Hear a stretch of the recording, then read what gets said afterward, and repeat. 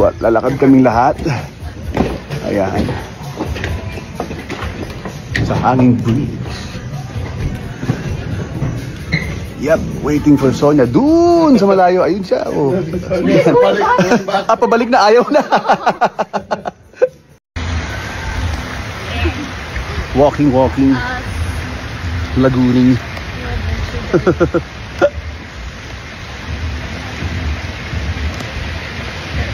Careful. And then bigla I fall, no? Yeah. Vlog ka pa dyan, ha? Biking. Sonia, you good? Yeah.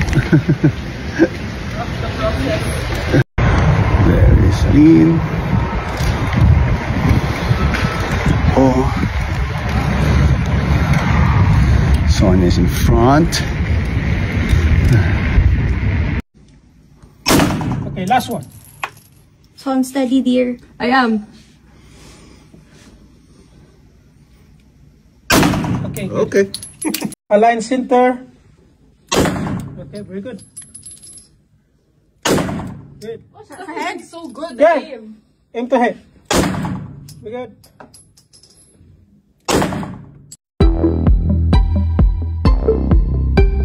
Pinusuan at nilike ng mga netizens ang latest post ng Kapuso actor na si Paolo Contis sa social media kasama ang mga anak niya sa ex-partner na si Lian Paz. Natuwa ang mga followers ni Paolo nang makita ang mga litrato niya with daughters Sonia and Celine kung saan makikita ang masayang bonding moments nila together. Again. Sa kanyang Instagram account, ibinahagi ng aktor ang ilang pictures na kuha sa pagbabakasyon niya sa Cebu. At hindi lang ang mga anak ang nakasama ni Pao doon, ka-join din si Lian at ang asawa nitong si John Cabahug. Sa Cebu na naninirahan sina Lian at John. Bukod kina Sonia at Celine, kasama rin nina Lian at John ang panganay nilang si Nina Angela, pati na si Maria Alexandra, anak ni John, sa dating karelasyon. Sa caption, todo ang pasasalamat ng Kapuso star kina John at Lian sa pagbibigay uli sa kanya ng pagkakataon na makasama ang kanyang mga anak. Okay, dito na tayo kay Paolo Contis. Ako'y natutuwa. Natutuwa ako. Pangalawang balik na niya sa Cebu ito para makasama ang kanyang dalawang anak na sina Sonia at Zalil. Alam mo, may mga bagay sa mundong ito na huli na nating nare-realize. Pero nakakahabol pa rin tayo. At tuloy-tuloy pa rin ang kanyang pasasalamat kina John at kay Lian, dahil sa pagpapalaki sa kanyang mga anak nang wala siyang kamay na humawak. Di ba? Totoo. Kaya nga pare ang post niya, matipid pero malaman, di ba? Sabi niya, yung mensahe niyang pagpapatawad, yun ang pinaka magandang ng pagpapatawad, si Lian yon. Yes, ang maraming salamat sa dami ng kwentuhan natin.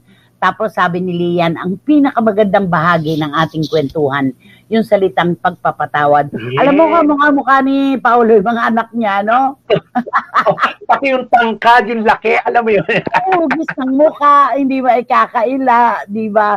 At saka, napakaganda rin ang nangyari kay Paolo sa kabila ng maraming taon siyang binatikos ng ating mga kababayan. Ito, bumaliktad, naging maayos ang lahat-lahat kasi trinabaho niya. Oo, correct. Kasi hindi mapansin, nung panahon talaga na binabardagol siya ng publiko dahil dito sa dalawa niyang anak, pati kay Summer, di ba? Hindi siya nagsasalita. Di ba?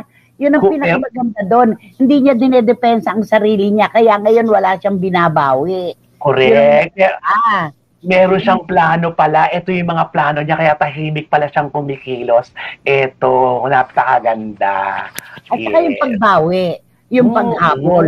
Ika nga, ano man ang naganap na sa nakarang panahon, ang mahalaga, yung pagbawi ngayon. Ano tingin sa kanya ngayon ng publiko? Responsableng ama. Inalis na yung letter I. Correct. Responsableng ama. Ngayon talaga, responsableng ama na siya. At proud na proud ang mga anak niya, siyempre. Yes, at puring-puri niya na, no? Yung magkasawang si John at saka si Lian, di ba? Kasi walang makita mong bahid ng sama ng loob yung mga anak, kundi alam mo yon, gustong-gusto nila. Maganda ang pagpapalaki ni John at saka ni Lian. hindi nagtago ng anumang sama ng loob yung magkapatid. At ngayon, sa kanilang sarili, pwede na nilang masabi na kumpleto na kami. Walang batang maligaya nang hindi nakikilala at nakakasama ang magulang na dalawahan. Hindi pwede isa lang. Ito sabi ni John, I salute Paulo Contis. Huli man, nakahabol pa rin siya. Hindi masama ang pagpapakumbaba kahit kailan. Iba yung bumabawi ka sa mga nakaraan mong pagkakamali. Totoo naman yun. Diba? Lagi ang pagiging talaga ay kapuri-puri, di humble. Yes. Di humble ka, nagpakumbaba ka, laging may puso na handang tumanggap sa'yo. Yan. Naitama lang po na bumawi, hindi pa po huli ang lahat, sabi ni Paulo Balde. Tama. Pinupuri siya ngayon ng ating mga CFMers kung paanong noong mga nakaraang panahon. Talagang binoboljak siya, di ba? Ganun. Ang bait din ng tao kapag nakapagpaliwanag na yung taon dating binoboljak, laging bukas ang puso natin para tumanggap, di ba? Correct. Kaya tama yun kung ang taong nagkagalit, bigyan muna ng espasyo kahit abutin pa ng ilang taon. Basta espasyo ang kinakailangan para pagdating ng araw na okay lang lahat, kalmado ng lahat, madali na makapag-intindihan ng bawat isa. Diba? At saka noon, kahit naman magsalita si Paulo, walang maniniwala sa kanya. Lagi naman ganun, lalo na ngayon, panahon ng social media. Kahit ano sabihin mo, nakakulong na ang utak ng marami. Na kung ano gusto nilang paniwalaan, doon lang sila nakabangko. Hindi sila maniniwala sa ibang sinasabi. Yun ang hirap lalo yung mga mga pinagbibintangang Becky, di ba? Yes. Kahit dumepensa pa sila na 1,000 beses, wala pa rin maniniwala sa kanila. Kasi kung ano na yun talaga nakatanim sa utak nila, yun na yun. Okay. Nako, good points ngayon si Paulo Sabi ni Neneng Putot Genzoli, bumabawi talaga. Si Paulo, parang okay lang, parang sige-sige lang. Pero kita nyo naman, nung bumawi, palakpakan lang ang kailangan. Di ba? Palakpakan daw ang kailangan. Yung pagbawi talaga napakahalaga niyan no? Marami kong pagkakamali at kakulangan ng mga nakaraang panahon. Pagka bumawi ka, sulit na sulit yan. Sulit na sulit, di ba? At saka ramdam na ramdam mo talaga na paggaling sa puso yung pagbawi. Alam mo yung plinano mo, lahat-lahat ng ito para maramdaman ng mga tao na gusto mo talagang bumawi sa mga taong mahal mo.